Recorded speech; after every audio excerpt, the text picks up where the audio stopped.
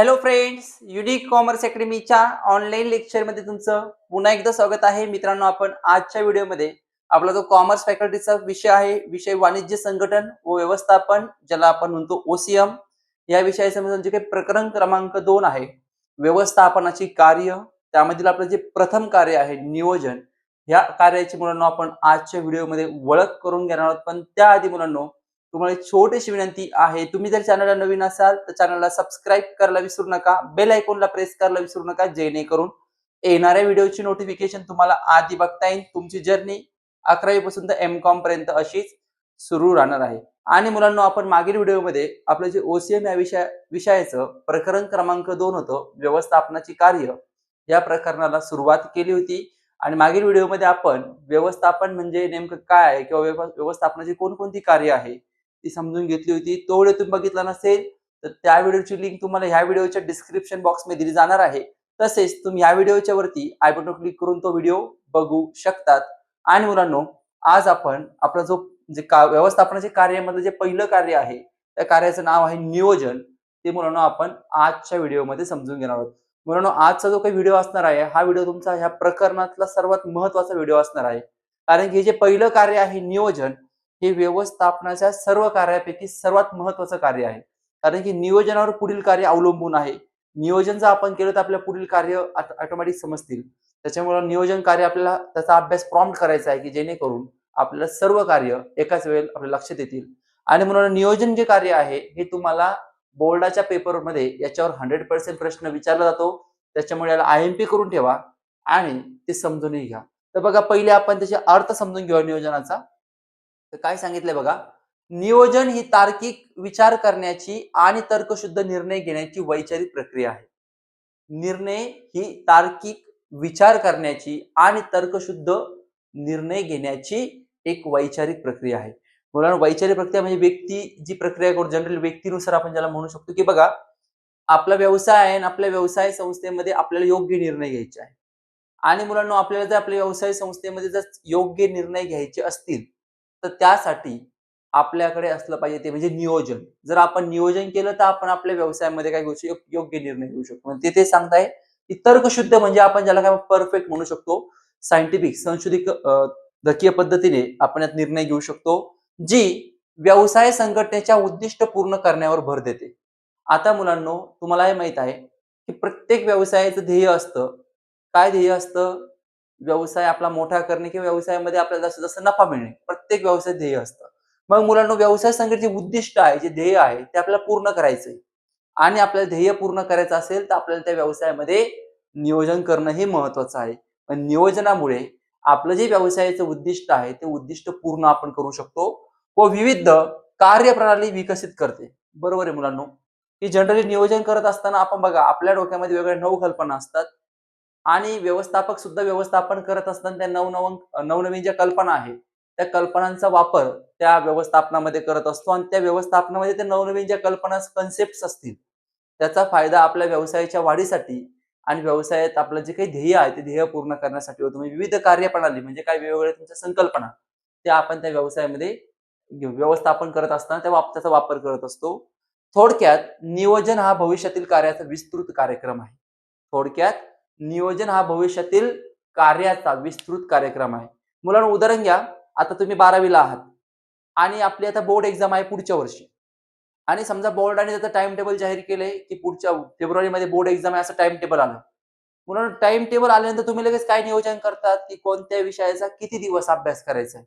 कोणत्या विषयाचा किती दिवस अभ्यास करायचा. तुमचं लगेच नियोजन चालू होतं. किती क्वेश्चन पेपर सॉल्व्ह करायच्या, पाठांतर कसं करायचं, सगळ्याच गोष्टी अभ्यासासंदर्भात सगळ्याच गोष्टी तुमच्या डोक्यात लगेच ते एक चक्र फिरतं, की आता फेब्रुवारीमध्ये आपली बोर्डाची एक्झाम आहे आणि त्याच्यासाठी तुम्ही पूर्व तयारी करतात, की त्या एक्झामची तयारी आपण करून घेऊ. तसंच मुलांनो, नियोजन हा भविष्यातील कार्य, भविष्यात काय करायचं तुम्हाला परीक्षा द्यायची, त्या परीक्षेचा विस्तृत कार्यक्रम आहे. म्हणजे आधी जे आपण नियोजन केलेलं आहे ना परीक्षेसाठी, की ओसीएम विषयाचा एवढा अभ्यास करायचा, इकॉनॉमिक्स विषयाचा किती दिवस करायचा, अकाउंट विषयाचा, म्हणजे मुलांनो, ते फेब्रुवारीमध्ये जी परीक्षा होते, आपण आधीच प्लॅनिंग केले, आधीच काय केले, नियोजन केलंय. म्हणून त्याचा हा काय असतो, कार्यक्रम असतो. आता मुलांनो, व्याख्या आपण समजून घेऊ. आता ही व्याख्या जी आहे मुलांनो, कुंट आणि ओडोनेल यांनी मांडलेली. कुणी मांडलेली? हे शास्त्रज्ञ आहे. कुंटोज आणि ओडोनेल काय म्हटले बघा, हे सिंपल आहे.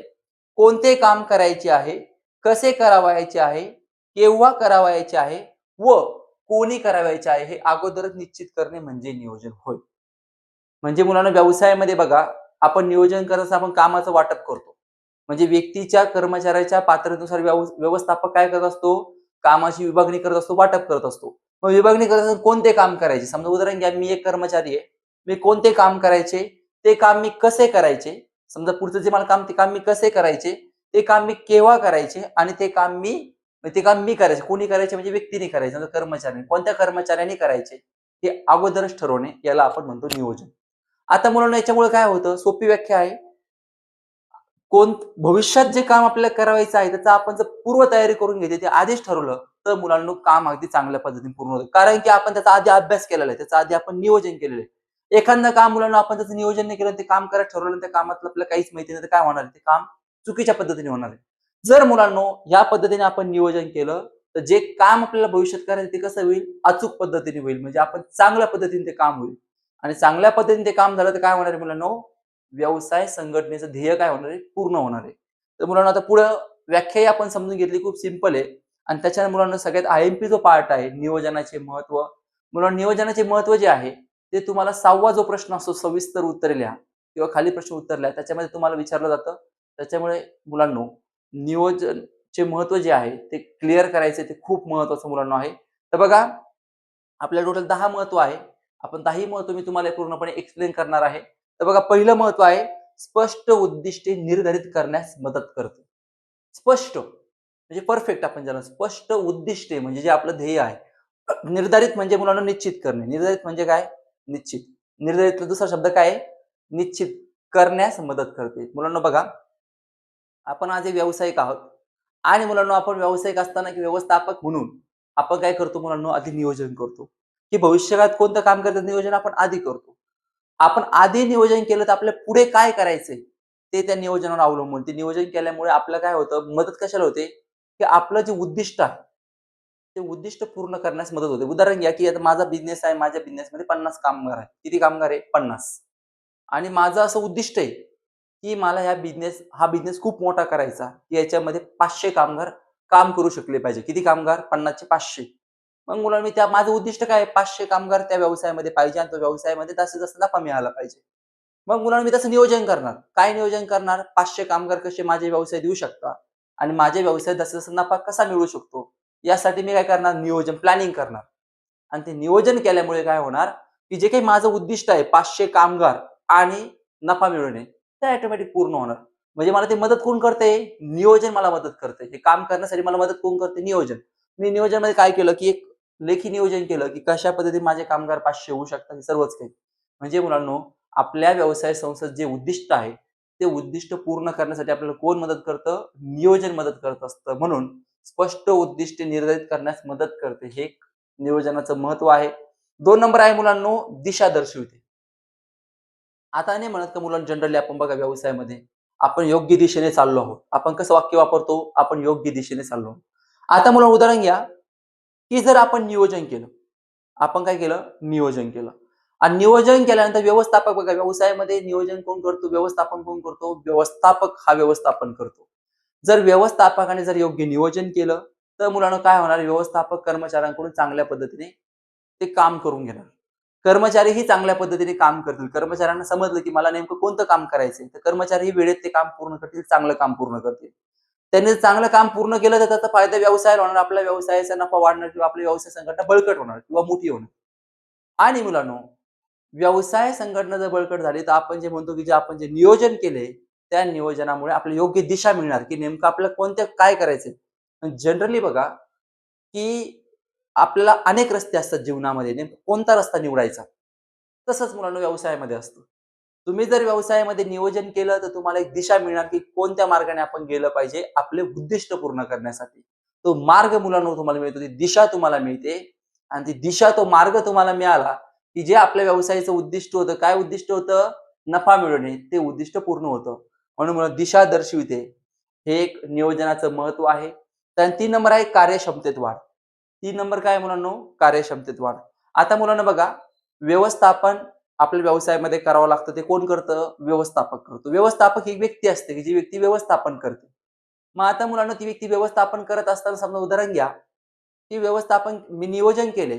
व्यवस्थापक नियोजन करणार, कामाचं नियोजन. नियोजन केल्यानंतर मुलांना मी ते काम कर्मचाऱ्यांमध्ये वाटणार. म्हणजे कर्मचाऱ्यामध्ये कामाचं वाटप करणार. आता मला सांगा, मी जर कर्मचाऱ्यामध्ये कामाचं वाटप केलं, तर ते कर्मचारी पण ते काम वेळेत पूर्ण करणार. ते कर्मचारी काय करणार? ते काम वेळेत पूर्ण करणार. समजा मी सांगितलेलं आहे, की एखादं काम असेल, ते काम तुम्ही 3 दिवसामध्ये पूर्ण करा. एखादी वेळ दिलेली, ते वेळेत पूर्ण करणार. ते वेळेत पूर्ण केल्यानंतर मुलांनो काय होणार? त्यांना अजून कामाची उभारी मिळणार. म्हणजे ते काम चांगल्या पद्धतीने करत राहणार आणि मुलांनो त्यांची जी काम करण्याची क्षमता आहे, समजा ॲज अ कर्मचारी म्हणून कर्मचाऱ्याची जी काही काम करण्याची क्षमता आहे, त्या काम करण्याच्या क्षमतेमध्ये वाढ होणार. कारण की तो उत्साहाने काम करणार, आनंदाने काम करणार. का? त्याने एक काम वेळेत केलं, की तो पुढचं पण काम त्याला कसं भेटेल किंवा काम कसं मिळेल याचा तो विचार करणार. म्हणजे त्याची जी काम करण्याची क्षमता आहे, कार्यक्षमता, कार्य म्हणजे काय? काम करण्याची क्षमता. त्या काम करण्याच्या क्षमतेमध्ये वाढ होईल. कधी?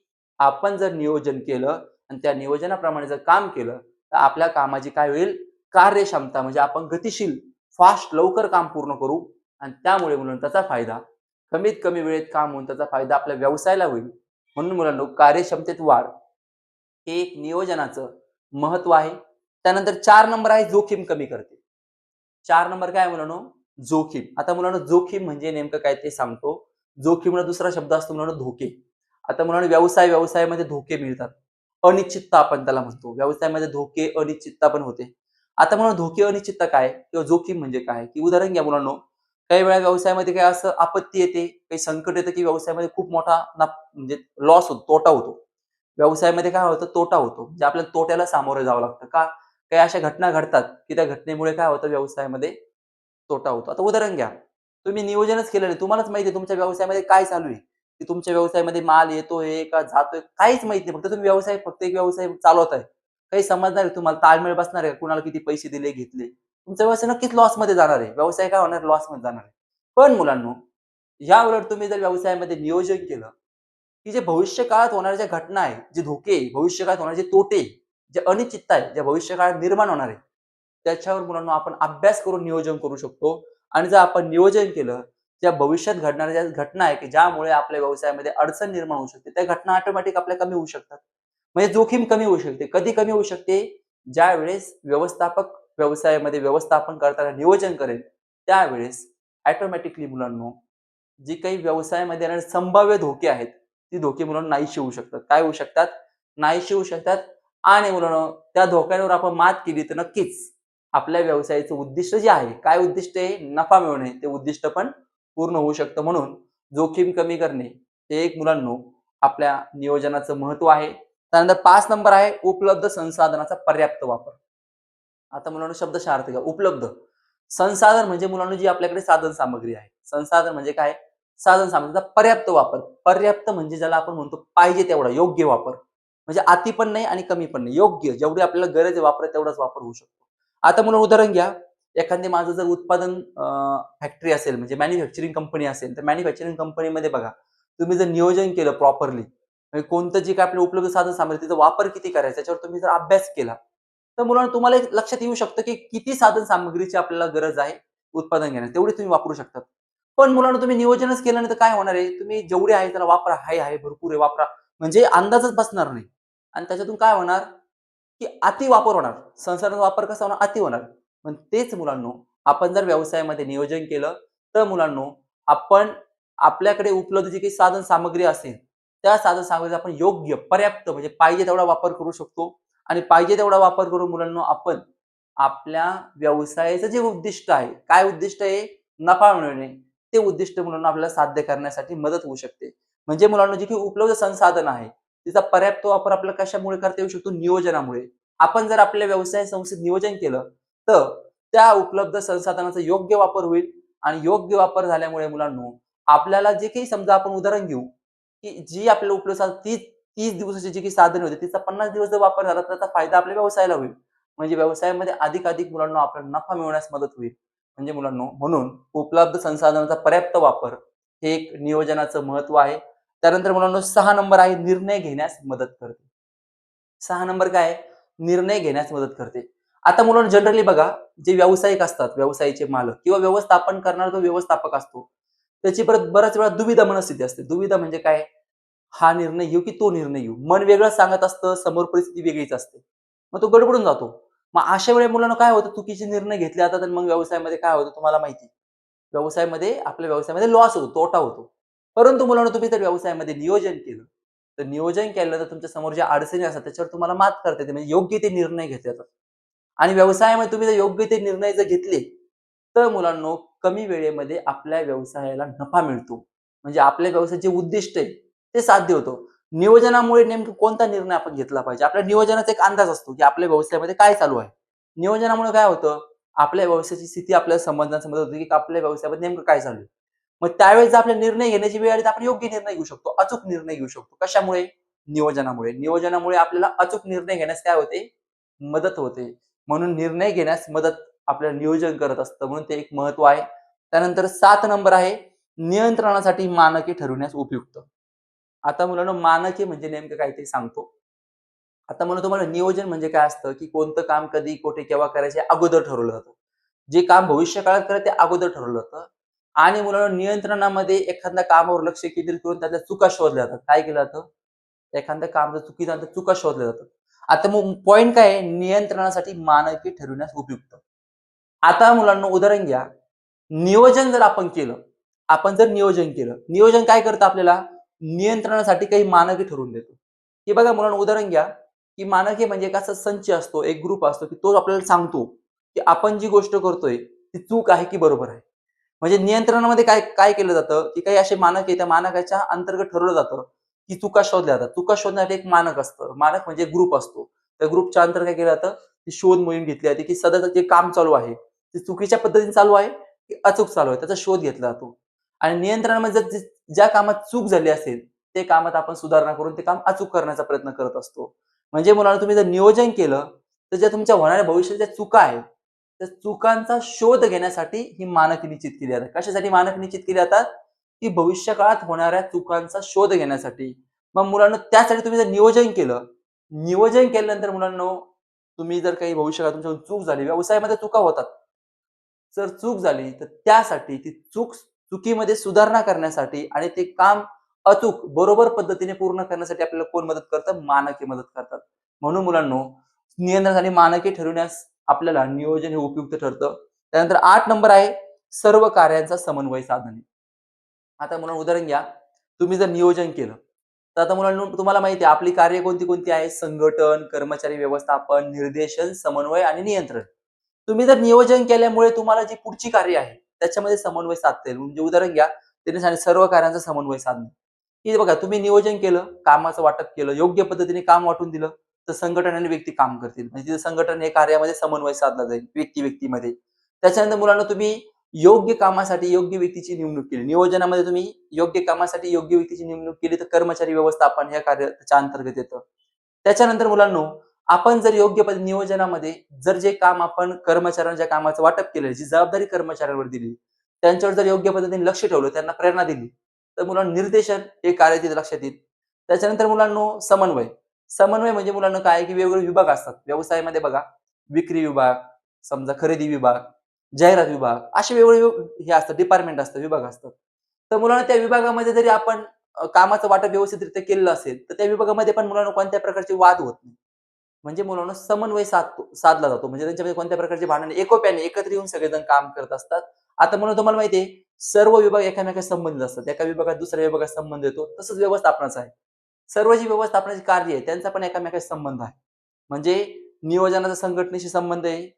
संघटनेचा कर्मचारी व्यवस्थापनाशी ही जी कार्य आहे, या कार्याचा एकामेकांशी संबंध येतो.